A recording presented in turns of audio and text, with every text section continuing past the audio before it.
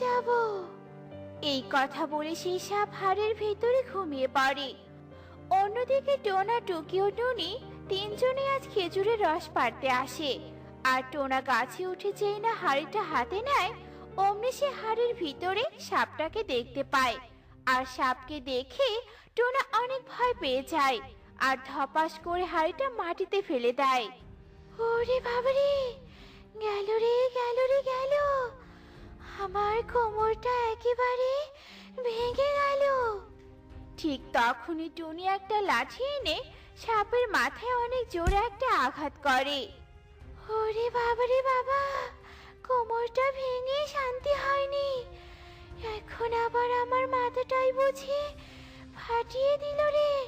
ওরে বাবারে, পালাই, পালাই এখান থেকে।